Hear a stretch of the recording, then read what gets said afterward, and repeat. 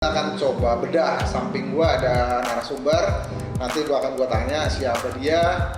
Tapi gua agak bingung ya, seorang Ilham Baron, seorang pencinta kecepatan. Gua lihat kemarin main e-bike.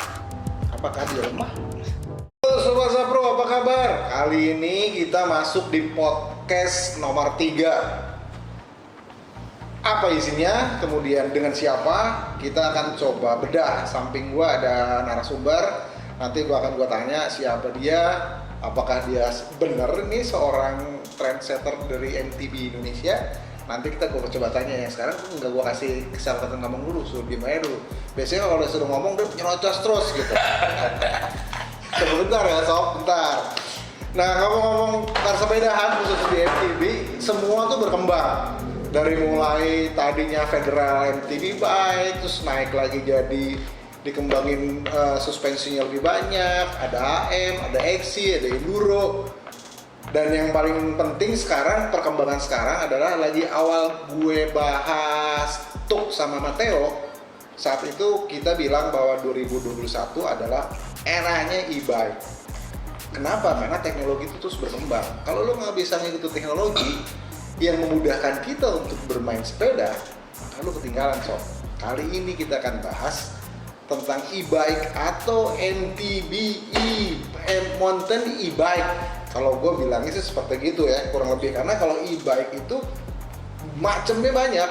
Skuter pakai listrik juga jadi e-bike, kemudian seri pakai listrik juga jadi e-bike. Tapi kita akan bahas khusus sesi di podcast nomor 3 ini adalah detail tentang MTB e-bike, mountain e-bike. Lebih tepatnya sih, ini persepsi gue ya. Nanti coba kan gue tanya sebelah gue nih, bener apa nggak sih? Kemudian bener nggak sih 2021 tuh perkembangan e-bike itu harus kita kembangin atau harus kita pakai? Terus perbedaannya antara e-bike di Indonesia dengan di luar negeri itu apa? Karena yang gue tahu di luar negeri itu e-bike itu lebih ke commuting atau komuter, jadi untuk transportasi. Tapi kalau di sini rasanya netizen temen gua sih sana-sana aja, dia mau pakai commuting kayak dia mau pakai olahraga karena kelebihan duit, jadi gimana gua aja gitu ya. Nah, kita akan coba bahasnya, kita bedah satu-satu. Tentunya juga nggak lupa kita mesti kasih setting untuk para sponsor, NST Group, kemudian ada dari Tuk Bike yang mau menyempatkan waktunya kesini diwakili oleh Om Ilham. Kemudian juga untuk teman-teman lain dari Hostboom itu minuman apalah kayak macam, pokoknya enak deh. Kemarin gue nyoba, gue lupa, jadi banyak banget soalnya. Nah, materi kali ini seperti yang tadi di awal gue bilang, kita akan bahas tentang e-bike. Kemudian siapa narasumber kita akan coba tanya siapa dia. Benarkah dia memang seorang yang kompeten? Siapa dia? Gua tanya. Gua manggilnya apa nih? Pangeran Ilham apa Baron apa nih? Ilham aja. Ilham aja. Iya. Jadi nggak pakai pangeran-pangeranan. Oh, gua bukan pangeran dulu, itu cuma sebuah nama. Nama gelar itu. Bukan gelar. Bukan sultan. Bukan sultan ya. Bukan. Nah, sekarang gua nanya sob, lu itu aktivitas lu apa? Kemudian hobi lu apa? Cuma main sepeda doang? Terus lu tinggal di mana? Terus kenapa lu berdedikasi terhadap dunia MTB? Gue bilang hobi dulu ya. Boleh, bebas. Oke, hobi gue itu sebenarnya gue memang seneng sama kecepatan. Dari dulu gue otomotif ya, balap mobil, balap motor. Sejak gue tinggal di BSD juga umur gue makin bertambah. Gue punya anak ini. Ya, gue juga sadar, apalagi sekarang saat ini buat di dunia otomotif, mata gue udah gak mampu angkat resolusi antara mata gue sama jantung gue, engine brake gue udah gak sinkron. Itu umur lah semuanya.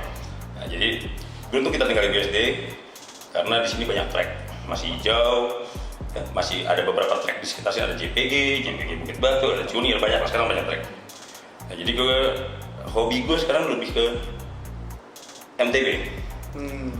Di MTB itu gue senang teman-temannya ya. Kita kayak merasa main MTB kelamaan. Ya, main downhill tuh, main apa? Nah, kita senang apa? Ini kita di alam nih. Di alam yang nggak ada siapa-siapa nih. Rumah sakit jauh nih. Pertemanan juga beda kan? Yes. Berangkat semangat semua, pulang selamat, saking jaga masing-masing. Itu gue senang di MTB. Nah, jadi Gue semenjak di MTB itu, Tadi dulu tinggal di BSD itu dari BSD itu di tahun berapa? gue beli rumah 2003 cuma gitu. Tinggal sini gue lupa tahun 2000 atau Pokoknya 2000-an itu. 2000-an. Sebelumnya di Jakarta. sebelumnya di Jakarta. Jakarta 2000 masuk sini.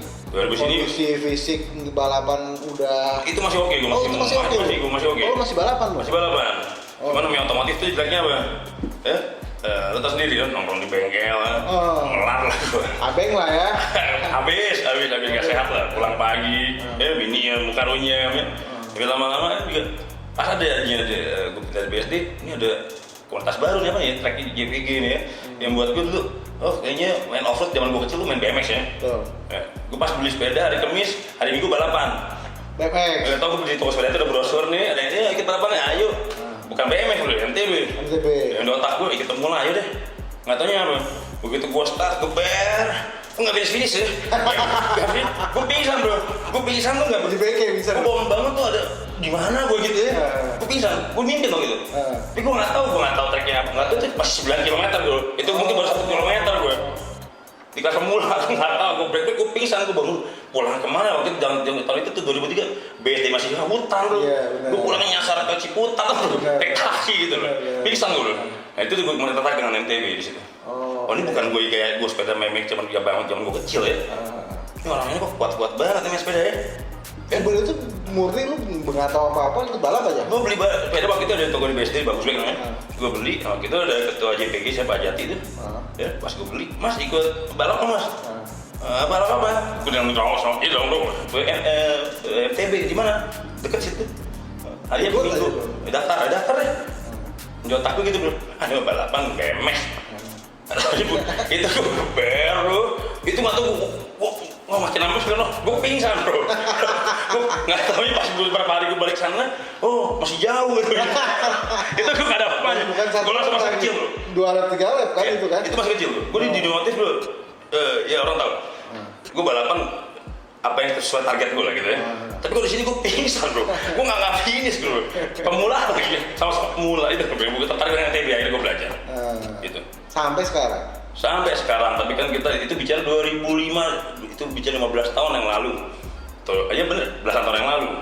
Umur kita bertambah bro. 18. Kita udah bertambah, 40-an, 40 lebih, 42. Lu sekarang kau udah 4 lebih kan? 40 lebih, oke.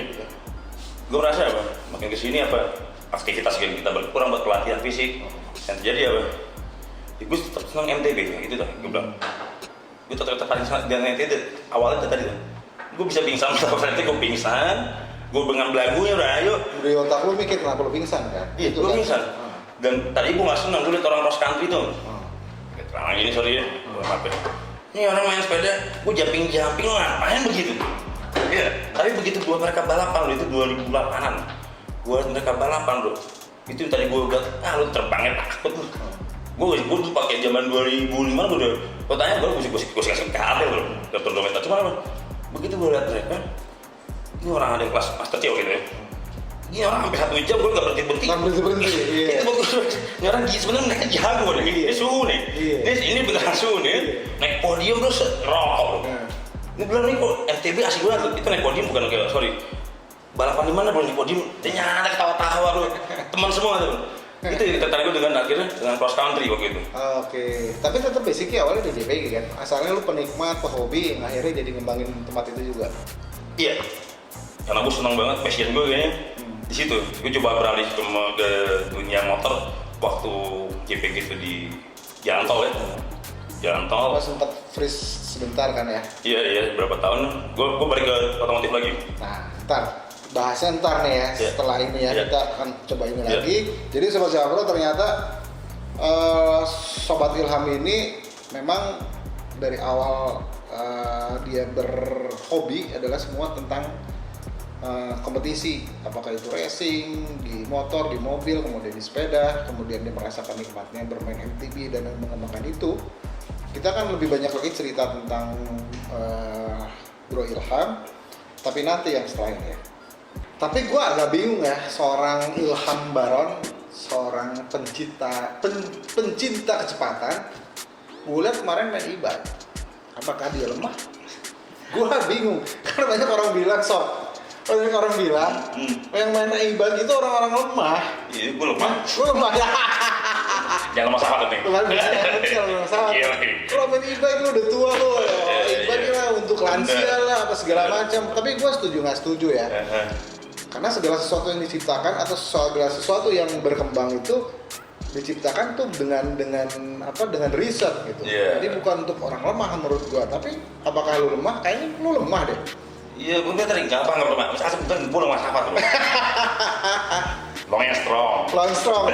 Tapi lu main e-bike kan sekarang kan yang gue lihat kemarin lu lompat-lompat. Gue udah mulai. Tadinya masih dua-duanya tuh. Gue anggap e-bike besoknya MTB lah ya. Jadi lama sekarang gue ngapain gue sepeda. Jadi gue berangkat ke track, mesin gue matiin. Oh, mesin lu matiin. Kebetulan sepeda yang gue pakai ini aneh sendiri. Mesinnya mati, digosek ke sepeda gue biasa. Oke. Mau nanjak ada berasa karena dia bebannya.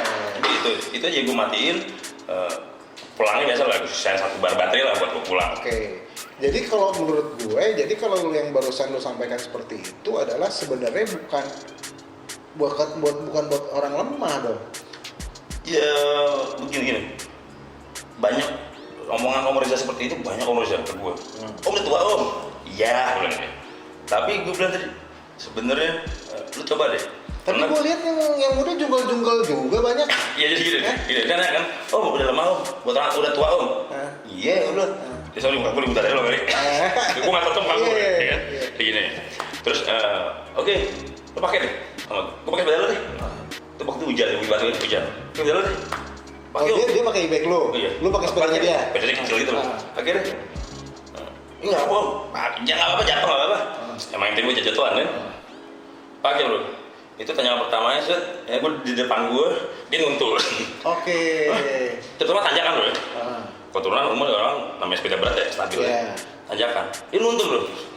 Shifting bang, lu shifting. Tetap shifting, oke. Ya, tanjakan lagi, dia nuntul lagi bro. Oke. Apa kan setelah itu gue bilang, kalau kering, lu merasa gampang. Tapi sorry, gimana mainnya? Kalau ke Bukit Batu kan technical ya, buat gue tuh technical tuh. Sangat technical gitu. Nah itu saat kering gue bilang, lu pasti bisa, lu nggak akan tetap fun kan? Saat hujan, lu harus belajar lagi. Itu pun gue waktu itu sempat ngatain orang tuh yang sudah pakai e-bike sebelum gue tuh buat orang tua sama pertanyaan omongan lu sama kayak bahasa juga pertanyaan sama. Habis apa? Omongan mereka gitu loh. Lo pakai e-bike enak gini. Bisa dari 60, hah? Gue bilang 60, di mana? Di aspal, oh kira di overflow jurang lu. Di aspal, gue bilang tetap aja. Lu dari 60 di aspal, kalau jatuh apa nggak patah-patah bro. Pakai sepeda bro, dari jalan motor ya. Bilang tadi, itu pakai gue nggak tertarik kan tadinya. Apa sih e-bike sih? Habis tamu dia 60 nih, harus ngobrol gitu. Gue di warung Bukit Batu gue lihat, ya rombongan e-bike. Tanya apa tadi nuntun, gue bilang, kok e-bike nuntun? Tanya pertama ya. Habis berem itu, naik aja. Iya, yang lama ada berem dulu tuh, masih yang masih yang lama. Ya belum ada apa. Yang kiri kan? Itu bertiga-tiga nuntun gue pakai e-bike. Dia bisa ngomong bisa dari 60, gue bingung loh. Oke. Apa main sepedanya salah apa itu bingung gitu ya itu makanya gue tertarik dan dibalik lagi ke gue ketemu gue itu makin tertarik om sorry om kenapa bisa nanjak om oh enggak ini apa skid bannya gini oh shiftingnya gue semakin gue pakai angin bannya kempes sekali om oh kalau kempes nanti berat sorry bro lu kan pakai mesin apa di aspal takut berat bro ini MTB loh oh makanya gue tertarik tapi waktu itu e-bike itu bentuknya masih sorry bro masih nggak enak dilihat lah. Iya, dia bicara ada yang lari 60 tapi remnya non series suatu produk yang buat gue remnya nggak mumpuni. Nggak mumpuni lah. Entry level lah ya. Iya. Jadi buat gue, akhirnya mulai kesini itu yang gue tertarik dengan e-bike. Sekarang lo pakai apa? Gue pakai tok yang di kaos lo itu. Iya. Ya gue buka promosi ya. Tapi kalau mau gue ada. Nggak banyak. DM Zapro jadi ya. DM Zapro nih. Jadi baru mitra. Iya, ini mitra. Lu pakai tuk ya. Tuk kemarin tok ya. Dibacanya tuk apa tok sih? THOK tok ya. Awal juga gue liatnya apa stok ya. Ternyata bukan. Tok ya. Iya, gue tok. Nah, itu tadi lu bilang masalah MT e-bike, MT e-bike lah, mountain e-bike ini kan bukan untuk orang lemah karena ternyata anak-anak muda yang pakai e-bike pun dia nggak bisa nanjak. Artinya how to-nya tuh dia nggak ngerti kan. Itu yang poin pertama.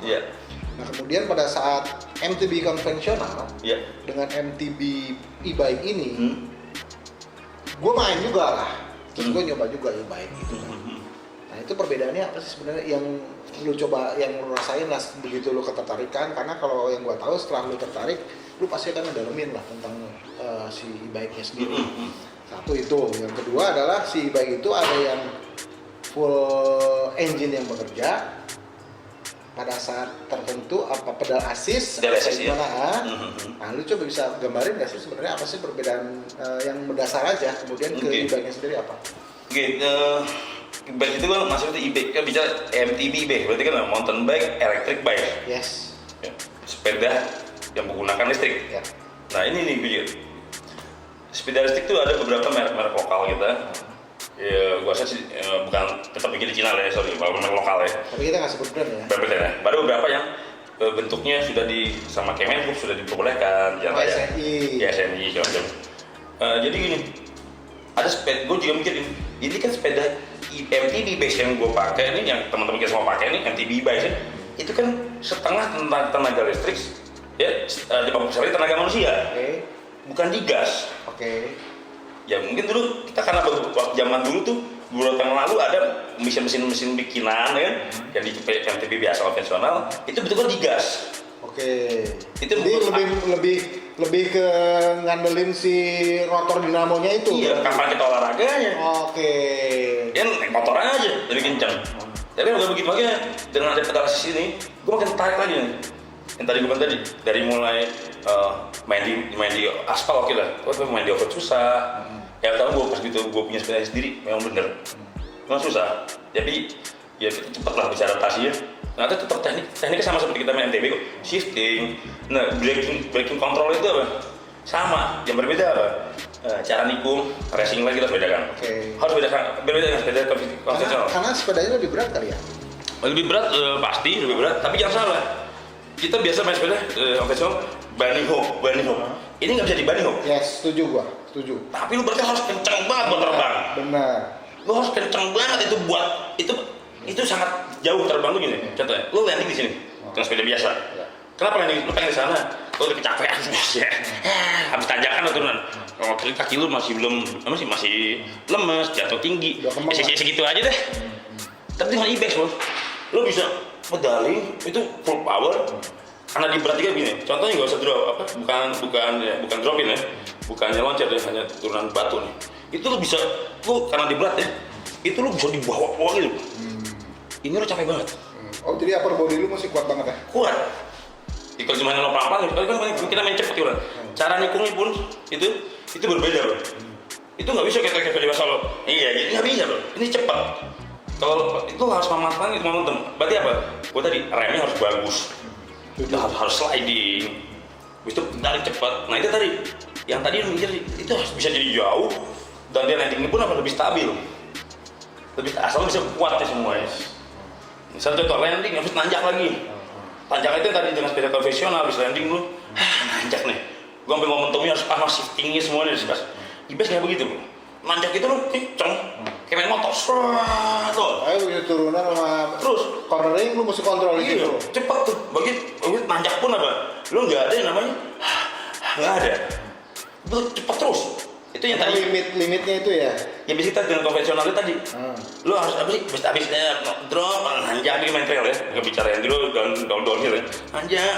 Lu habis itu kan akan sih recovery nanjak, habis turunan lagi. Kalau saat jantung lu masih tinggi, ketemu turunan lagi, jebol. Turunan lagi, lu yang tadinya asik menikmati turunan, hari ini apa? Segini aja deh, takut jatuh lah, udah lemes semua. Ya salah lo, itu turunan juga tuh. Ya bukan hanya itu, perlu fisik yang bagus. Dengan e-bike kayak gitu loh. Itu tadi lo jalur recovery lo, batu lo buat, loncat, turunan lagi, lo makin kenceng lagi. Bukan tadi, dengan sepeda konvensional, kita bisa main batu ya di rumahnya. Itu setengah jam, taruhlah 2 lap gue. Udah maksimal banget, gue berdiri di warung. Ya, gue mau 3 lap kayaknya, gue mau kerja kantor. Ya dong, buat apa sayang fisik gue. Dan ibas kayak gitu bro. Gue pagi 30 menit itu 34 bisa 4 atau 5 lap. Oke, jadi bantu banget ya. Malah bro, gue jarang, gue pasti nambah bro, 8 lap. Berarti apa bicara? Ini bisa bikin orang lebih cepet urus lah. Terus ya, lo cuma 2 lap, 1 lap lo berdiri di warung, snap lagi kan lo pulang. Ibas nggak begitu bro. Lu aja 8 lap lah gue. Gue dengan apa? Dengan windbreaker, dengan jaket kayak lo badan lo nggak overheat tuh. Lo nikmati bro, itu kalori lo terbuang sangat banyak dibanding sepeda konvensional biasa. Badannya semua bergerak. Dan cepat waktunya pulang maksud gue kantor. Nah, jadi Sobat Japro ternyata main e-bike itu tuh ada suatu sensasi yang berbeda. Dari konven, kalau konven itu benar-benar badan kita yang bekerja, tapi kalau si MTB e-bike ini itu ada dua yang bekerja. Jadi sangat efisien ke tenaga, menghemat juga fungsi jantung, tapi secara olahraganya dapat banget. Dengan waktu yang sama, kita akan bakar kalori lebih banyak. Nah, ini menarik. Nah, kita akan bahas lagi lebih detail lagi tentang hal-hal tentang e-bike dari seorang pangeran. Nah, sekarang dari ceritanya tadi nih, si sang pangeran bercerita, bersabda lah. Sabda alam, bukan hati sabda. Bisa dong. Bisa. Tapi Krisil itu. Udah aja. Banyak kan begitu bro. Banyak ya. Gontok belakang, ketik tengah bro. Tapi nggak lemah kan? Nggak lemah kan? Wah, head slow bro. Slow. Tapi jangan salah loh. Pakai e-bike itu kuncinya, jadi orang tuh berpikir gini ya, koreksi kalau gua salah ya. Dia pakai e-bike merasa lu udah kebeli skillnya.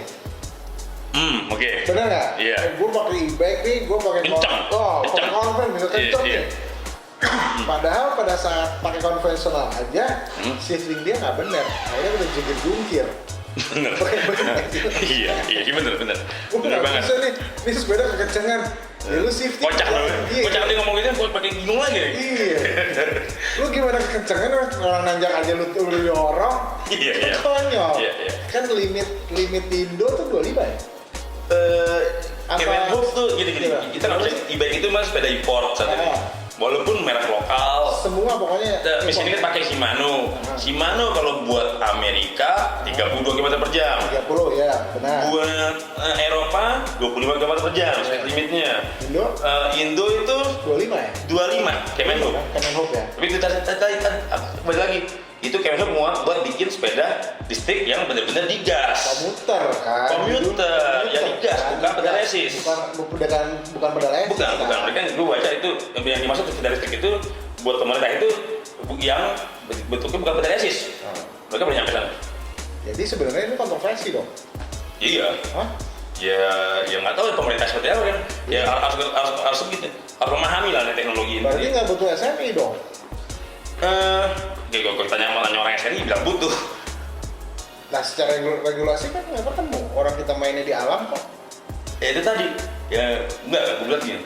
Kita regulasi itu lihat dari sepeda listrik, dari perindustrian SNI ya. Sepeda listrik adalah apa? Sepeda yang digerakkan oleh motor listrik. Sepeda yang digerakkan oleh motor listrik. Ya, ini kita dari sisinya dari bahasa mereka, peraturan perindustrian lah yang mulai SNI. Sepeda yang digerakkan oleh motor listrik. E-bike ini, pedal resist ini 50% tenaga listrik, 50% tenaga manusia. Nah, gue pernah ngelihat salah satu e-bike juga bentuknya kayak motor. Oke. Dan itu bener-bener digerak. Itu malah motor listrik. Oh, bukan e-bike dong judulnya. Bukan. Tapi dia bisa pakai pedal juga. Itu dari masuk sepeda listrik itu tadi. Begitu di pedal, dia berat banget. Dia makanya banci di situ ya. Nggak bisa masuk ke motor, nggak bisa masuk ke sepeda, makanya ada di tengah. Tapi namanya sepeda listrik itu yang diakuin sama pemerintah itu. Yang itu. Yang kayak motor-motor itu ya. Iya, yang buat digunakan saat ini untuk Grab ya, sewa-sewakan seperti itu. Nanti kita akan bahas lagi ya tentang lebih detail perkembangan yang ada di Indonesia sama ada nggak sih balapannya e-bike di Indonesia? Tadi gue rasa offline agak ketawa-ketawa sedikit cerita-cerita tentang e-bike, banyak yang ngerti tentang e-bike. Ternyata e-bike itu sekarang jadi momok dalam tanda kutip. Kalau lo nggak tahu e-bike, jangan lo coba-coba lawan e-bike. Lo kayak sejago apapun, tetap aja lo kewer-kewer gitu kan. How to e-bike itu yang paling penting sebenarnya. Ngomong-ngomong nih soal perkembangan itu nih ketawa terus lah.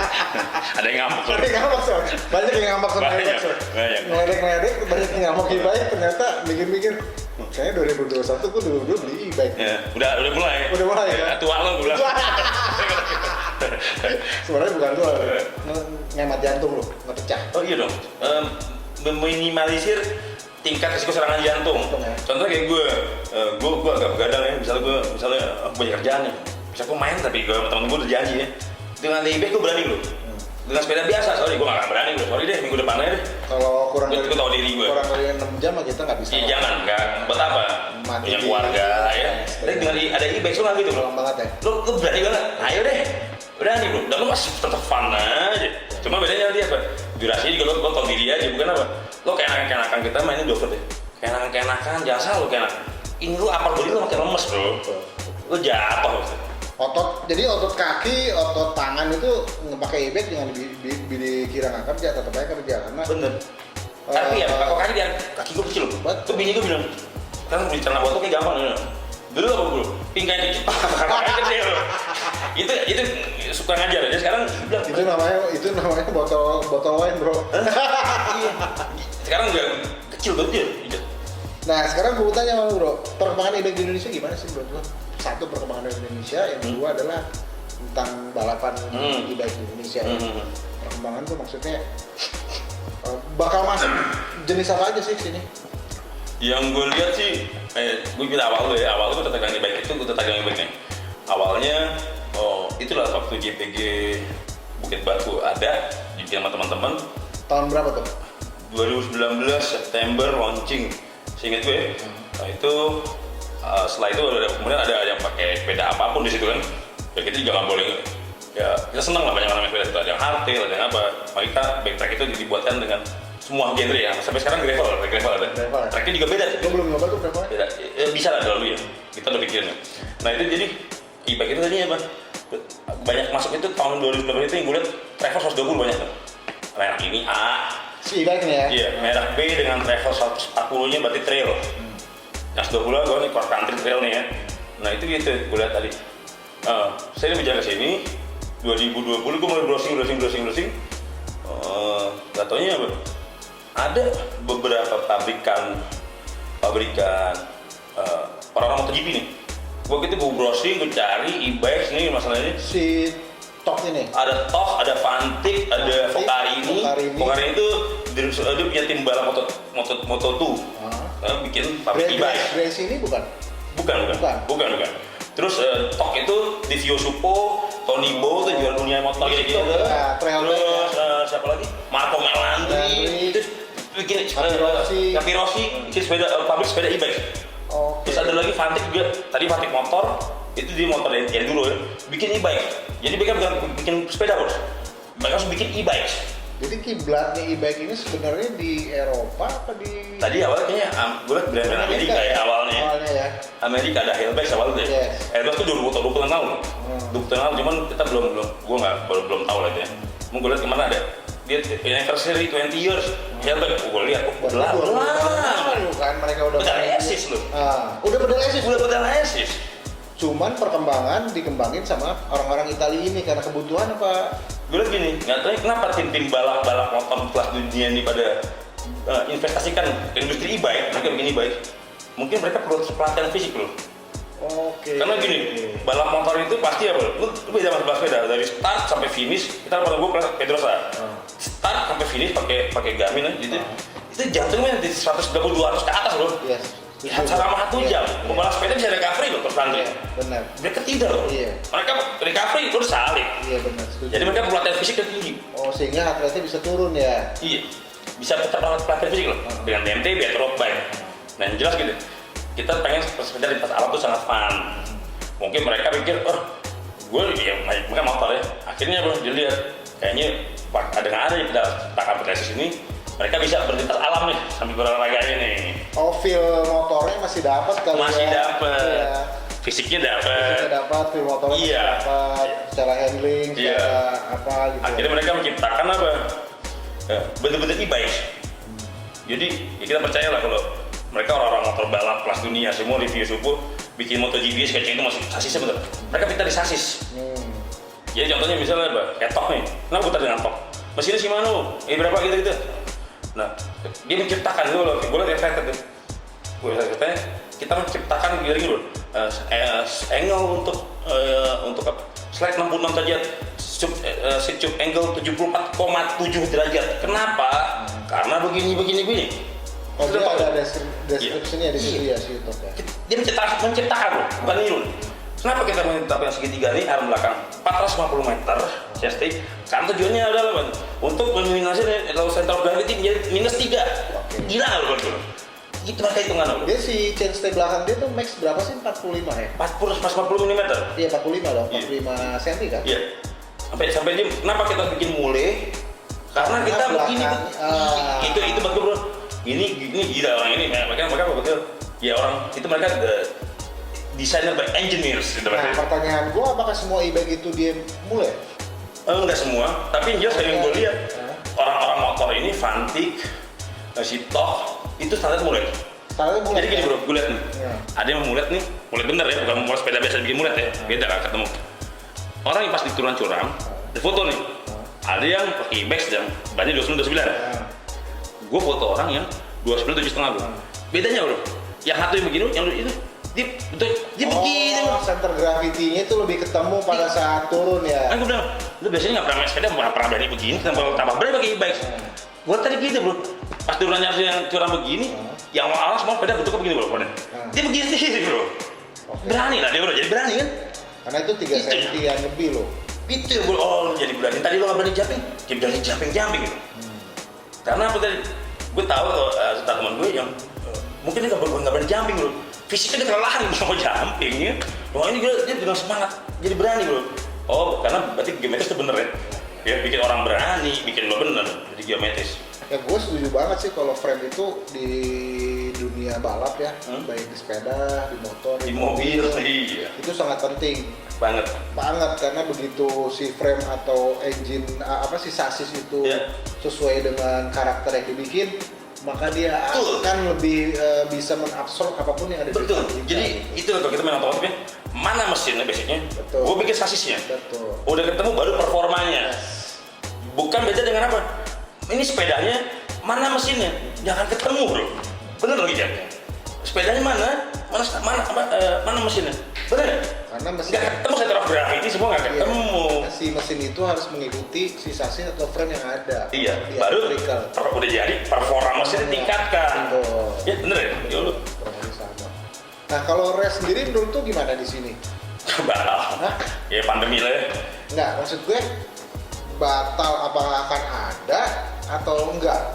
Gue kemarin mau bikin. Jawabnya entar setelah yang satu ini. Oke. Nah jadi untuk balapannya sendiri, tim dari JPG ya, dulu sempat udah mau bikin, cuman karena bukan kendala lah, kita dapat ujian COVID, Yeah. jadi kita skip. Nah di 2021 ini sebenarnya kan udah banyak keleluasaan lah. Lu masih mau bikin race-nya lagi nggak sih? Atau Masih dong. Masih ya? Masih, tapi gue kemarin kan udah ya, kepada semua sponsor setelah 3 kali tertunda dan semua peserta, batal. Jadi gue nggak enak lagi, lo nggak enak dong gue. Percayaan apa itu udah lagi jelas batal. Dan kayaknya gue tahun 2021 ini kayaknya kondisi sama tahun lalu. Kayaknya lu sama. nggak terlalu interesting untuk bikin balapan di 2021. Ya pengen banget bro. Gue jujur gue pengen banget sama begitu balap malam lah. Pengen banget gue pengen cuman ya gimana kondisi seperti Tapi ini? regulasi si COVID-nya sendiri lu bisa serve itu nggak sih sebenarnya di balapan sekarang? Gak bisa. Nggak bisa ya? Enggak, itu ya kalau kan ada yang bilang bikin aja latihan bersama. Iya, apa orang juga latihan bersama gitu. Bisa lagi fundraise, fundraise tuh. Indonesia doang punya fundraise deh. Buat YouTube fundraise nggak ada keluarin dari semua. Orang motor fundraise bingung. Ya buat kita lah itu cuma ujian sebagai kita semuanya. Jadi kan gini kan juga COVID industri sepeda malah besar. Bener. Ya ujian lah semua. Nah tapi gue setuju sama lo, industri sepeda ini karena COVID itu dia tumbuh tuh 14% loh. Iya. Lebih ya. Alhamdulillah. Iya, alhamdulillah ya. Tapi dengan kondisi segala keterbatasan ya, Iya. barang Susah. dari luar susah apa Iya, segala macam betul. itu tumbuh 14%. Iya. Gimana kalau semua supply itu lancar, mungkin bisa tumbuh 20 atau 25%. Iya. Gue ingat itu pada saat 2010 ya kalau nggak salah ya, booming yang sebelum ini kan 2010-2011 ya. Iya. Nah gue tanya teman-teman pelaku sama teman-teman pemain, ternyata sekarang itu boomingnya 3 kali 4 kali dari dulu. Iya. Dengan kondisi Gila sekarang. ya. Nah, Karena udah bosan gitu. Iya. Iya, masih Nah, tapi mahal. sekarang lu coba lu lihat. Begitu lu keluar semua sepeda. Nggak ada di rumah yang di Indonesia yang nggak punya sepeda. Mungkin kalau dulu bilang nggak ada orang yang nggak punya motor. Kalau sekarang kebalik, nggak ada orang yang nggak punya. Dunia loh. Iya. Sampai Afghanistan loh Benar. pakai baju-baju gitu diangkat semua sedunia nih. Pakai sukses spare part Shimano Iya. dunia. Dan industri ini sebenarnya harus dijaga. Salah satu menjaganya adalah lu tetap mesti bikin race-nya. Kalau menurut gue, setuju nggak lu? Ya harus. Karena ujungnya kan ke situ. Iya kompetisi ya. Iya kompetisi. Kompetisi atlet, prestasi, brand kita mau lihat ya, mau lihat yang bagus mana? Iya, karena kan sekarang orang bilang, wah gimmick marketing. Tapi menurut gue gimmick marketing itu perlu.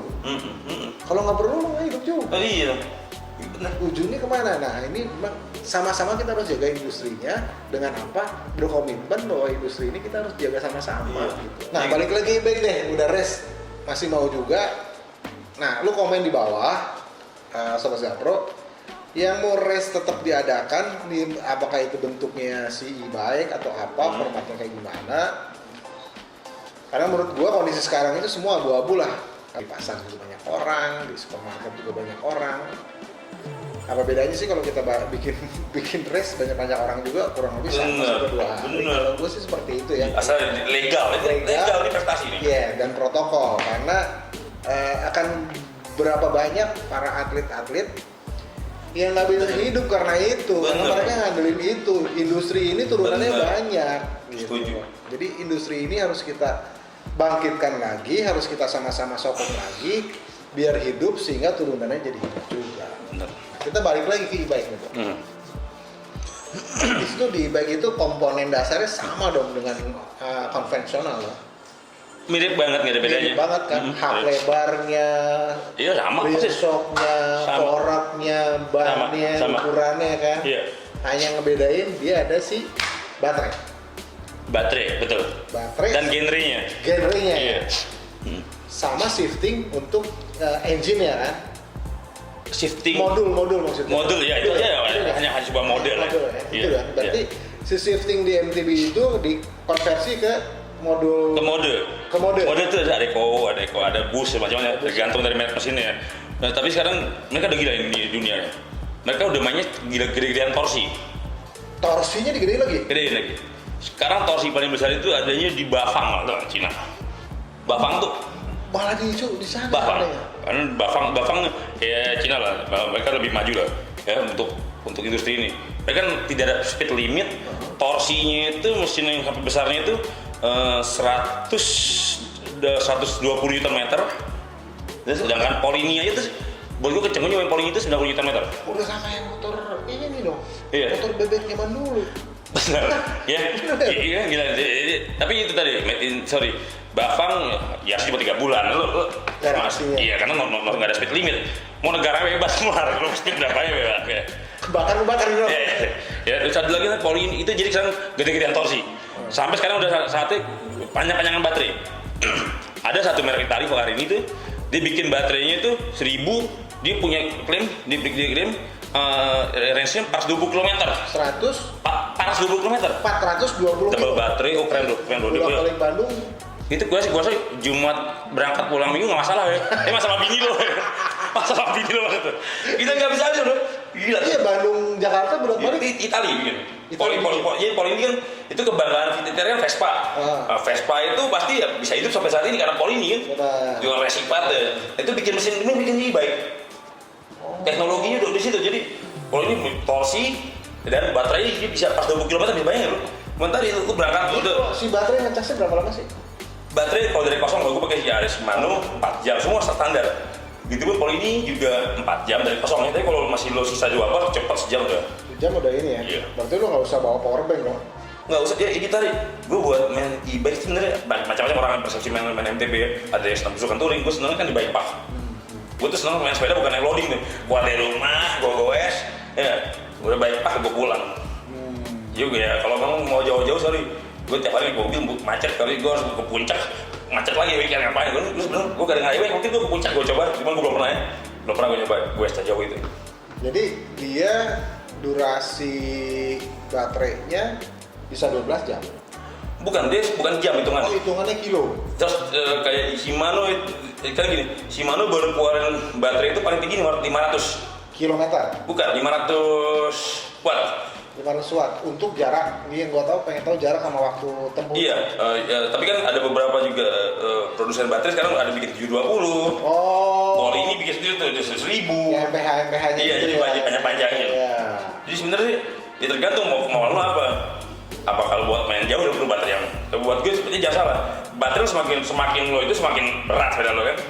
Kan masalahnya sekarang ini di dunia baterainya semakin berat kan. Iya, karena belum. Tapi kayaknya lama-lama si baterai makin lama makin kecil kayaknya. Semoga sih kalau nanti di ITC ada baterai itu mungkin lebih murah. Gua bilang. Mereknya macam-macam tuh ya. Gua mau cari power banknya di mana ya? Kita di ITC kali. Hah? ITC kita di Japro yang bikin. Kita ke Glodok aja. Japro yang Kita bikin. bikin ya. Bikin. Jadi Sobat Bro, jangan lupa nih sebelum kita lanjutin, kalian boleh komen di bawah tentang apa yang kita bicarain tadi sama Sob Ilham tentang e-bike, MTB, kemudian cara handlingnya, perbedaan antara konvensional dengan e-bike-nya sendiri, lompat drop off-nya kayak gimana, masuk cornering-nya kayak gimana, shifting-nya juga kurang lebih sama. Nah, tapi gue mau tahu apa sih harapan atau konklusi dari seorang Pangeran Ilham Baron tentang MTB khususnya e-bike dan harapannya, dan sebenarnya dia kembang nggak sih main e-bike? Mas lu masih percaya gue nih? Slow haters nih. Sorry gue lalatin tadi ya. Masalah tadi tuh masalah mesin. Ya itu tadi mesin e-bike itu masalah semua ukurannya torsi gede-gedean torsi. Ya, nanti dikeluarkan dari itu ada berapa watt. Oke. Ada beberapa mesin tuh KWH ya? KWH ya, mesin yang dikeluar tuh. Ada mana kayak kaki poli ini. Dia ada power mesin, power human. Tuh bisa kontrol kan dari ekonominya tuh. Yes, betul. Nah, jadi baterainya sendiri sebenarnya hitungnya jaraknya sekitar itu kilometer ya? Ya ada 1 kilometer, panjang-panjangan lah sudah mulai kesana arahnya. Sama tadi itu bukan watt keluar dari baterai ya, itu meter ampere hour. Meter ampere hour ya kekuatannya ya? Iya. Jadi itu tuh distance ini yang sebenarnya yang sekarang buru-buruan ya, yang tadi 425 tuh power ini tuh 425 ya dibikin sekecil mungkin desain sepedanya mungkin sama mereka ya bagus ya. Tapi tadi kan semakin berat. Nanti mungkin merek Zapro TV ada di ITC. Doain nih. Jadi gimana nih penutup dari lo, kata akhir sebelum kita tutup semua dari seorang Pangeran Ilham Baron tentang e-bike ya? Tentang e-bike. MTB e-bike ya? Ya, gue maklumin kalau masih itu untuk orang nggak kuat. Tapi coba kita mempelajari nulis suatu produk, tren. Jangan salah, di Eropa itu sudah 100% itu semuanya e-bike. Mau komuter, mau apa semua e-bike. Karena apa? Mereka disubsidi pemerintahnya. Belum di e-bike dapat 600 euro. Belum di push bike, lo nggak dapat apa-apa. Oke. Terus setelah lo punya e-bike, lo ada potongan pajak, lo masalah lingkungan hidup segala macam. Lo nggak beli push bike, lo ada makanya di Eropa sekarang kenapa masalahnya? Abis. Coba nggak ada masa di bike, coba nggak masa mereka ketoh mereka apa? Oke, kita baru bisa order sekarang, baru tahun depan. Itu kan jelas. Oke. Ya, jadi sekarang sama. Nah mereka mau produksi itu, produsen sepeda itu juga apa? Bukan apa harus tahun depan? Mereka nyari susah banget sih, mau di mana nyari? Jadi karena masalah bukan mana marketing, karena bukan pasarnya. Masalah adalah di produksinya. Supply-nya nggak ada. Produksinya mereka kayak frame doang, nggak ada komponen pendukung. Fox itu loh misal sekarang nih, ya misal sekarang oke, minimal berapa? 100-500 ya? Itu baru 365 hari baru jadi. 1 tahun. Ya, Fox itu baru tanya.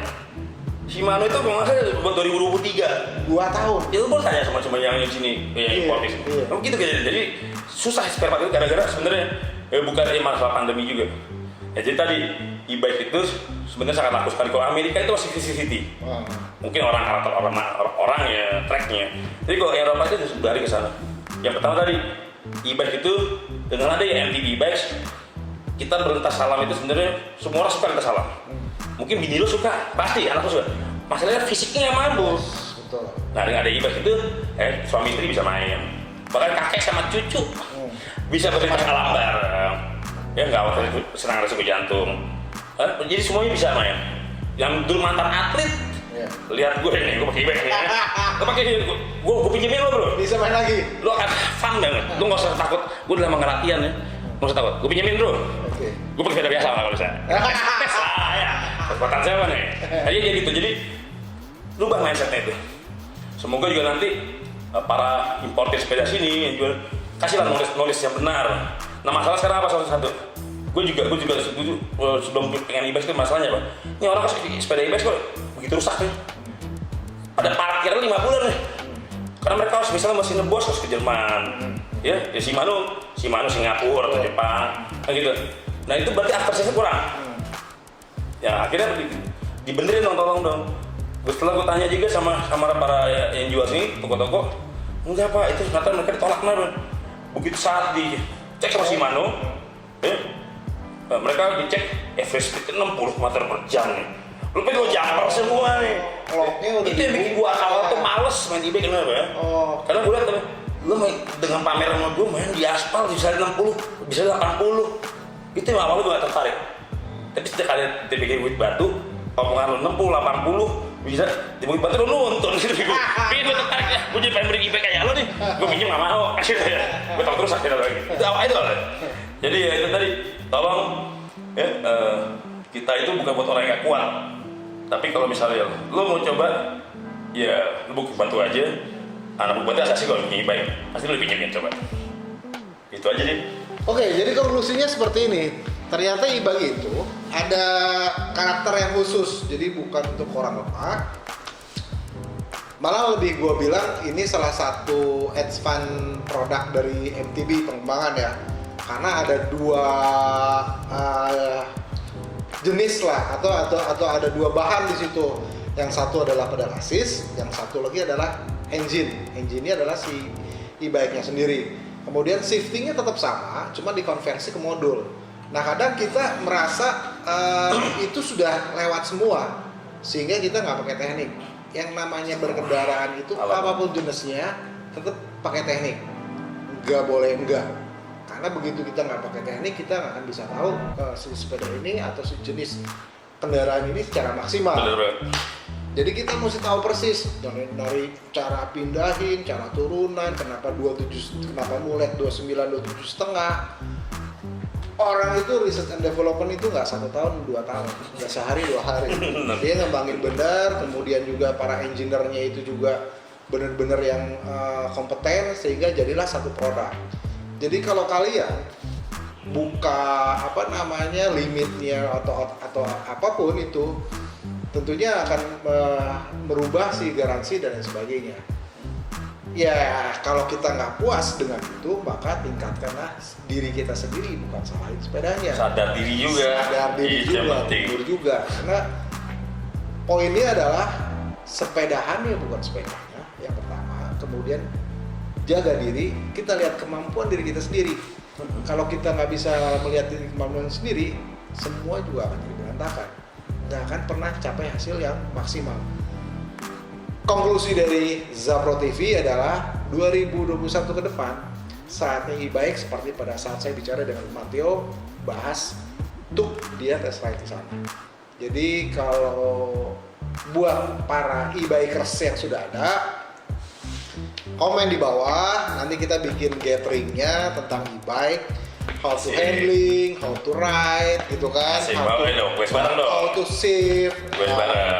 Kita bikin kecil-kecil aja lah di Bukit Batu. Oke, anytime gue sama tuh kan. Ya, gue juga sering belajar. Gue masih belajar masih belajar. Sama-sama kita maksimalin ini, atau kita motoring agak jauh. Perawatannya bagaimana? Kita sering share ya. Kayak gimana? Nanti kita undang orang-orang yang sangat kompeten di situ mengenai itu. Bahkan kalau mungkin ada engineer-nya atau mekaniknya dari si pabrikan itu sendiri, why not? Iya. Malah tantangan gua untuk para produsen lokal tentang e-bike, gua tunggu komennya di bawah nih.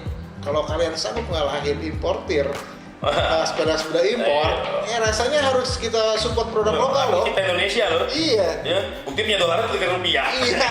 Nah, jadi para produsen lokal, kalau kalian merasa punya kepentingan, komen di bawah. Kita sama-sama ngembangin produk yang baik. Bener. Sampai ketemu di video berikutnya dari Zapro TV. Kita kasih salam sehat, gue Snikmat. Yoi, salam sehat, gue Snikmat. 1, 2, 3. Salam sehat, gue Snikmat.